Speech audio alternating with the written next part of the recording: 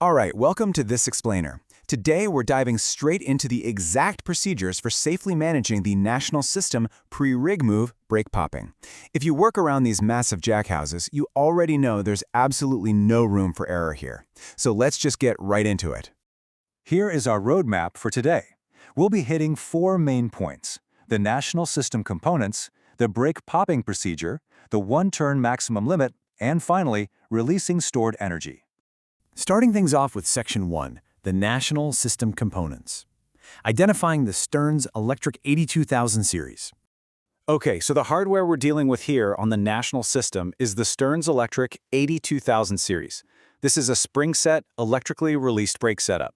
Most importantly, it operates on a fail-safe principle. Basically, what that means is, if you lose power, boom, the brakes automatically engage, defaulting to absolute safety.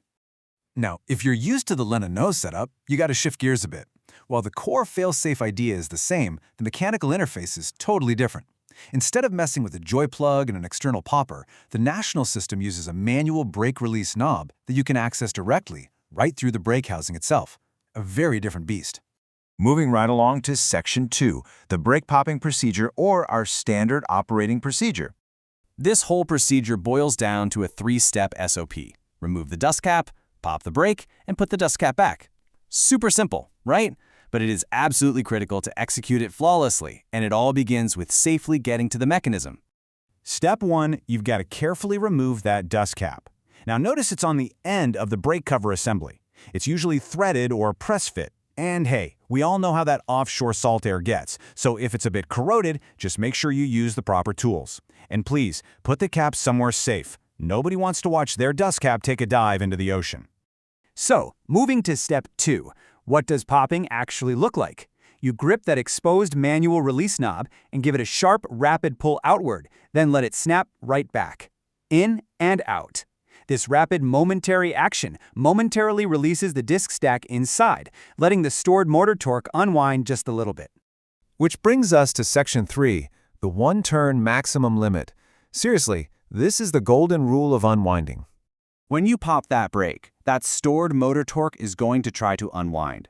You have to watch that hub rotation like a hawk. You can never, ever let it unwind more than 1 full turn maximum. If it even gets close to a full turn, you stop immediately. That is your absolute hard stop limit. This is a massive shift if you're coming from the Latourneau system where you only get a half turn. The National System's design actually allows for up to 1 full turn, so you can confirm everything is mechanically sound. But remember, up to 1 turn, not a hair more. Wrapping up the SOP with Step 3, put that dust cap right back on immediately after testing. Do not walk away and leave it off. That cap is your main shield against harsh offshore contamination, and, maybe even more importantly, it stops the system from getting accidentally bumped during rig moves. All right, on to Section 4, releasing stored energy. Basically, how to troubleshoot a stuck motor. Because, let's be real, things don't always go according to plan out there. What if you do the pop, and nothing happens? The hub just sits there and fails to rotate. That means your brakes are stuck or there's zero torque applied. When that happens, we have to immediately pivot over to the stored energy release procedure. Safety first, 0 exceptions. Before you touch anything else, you confirm the torque is equalized for the leg. Next, get your lockout/tagout, your LODO, on the motor circuit breaker, and apply LODO to the space heater circuit on the lighting panels. Oh, and notify your supervisor. We definitely don't want anyone going rogue on this. Okay, once you are fully locked out, you need to pull off the 2-inch protective cap. Now pay attention here. This cap is specifically located on the back of the motor brake housing. Getting this off gives you access to the release mechanism. From here, you get into a rhythm. You pull the manual release quickly and let go. The shaft is going to turn freely and then stop. You just keep repeating that sequence. Pull, release, wait for it to stop, until the shaft absolutely refuses to turn anymore when you pull the knob. That's your signal that the energy is effectively bled off. But what if you hit the absolute worst case scenario? You pull that release and the shaft is just completely jammed tight. It won't rotate freely at all. 400.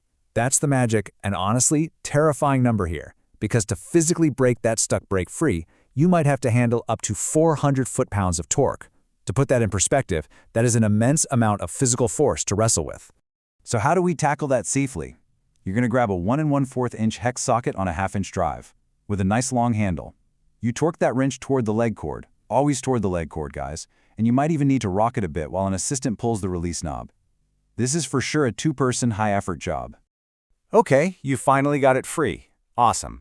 But here's a huge takeaway. Your job is not over. That brake now has to be completely torn down, inspected, and retorqued. You can't just cross your fingers and put it back into service. It absolutely must be disassembled and verified. Which brings us to a final thought to chew on for this explainer. Think about those extreme physical forces we literally just talked about. If someone decided to skip that mandatory teardown, what kind of hidden, catastrophic damage could be lurking in there unnoticed?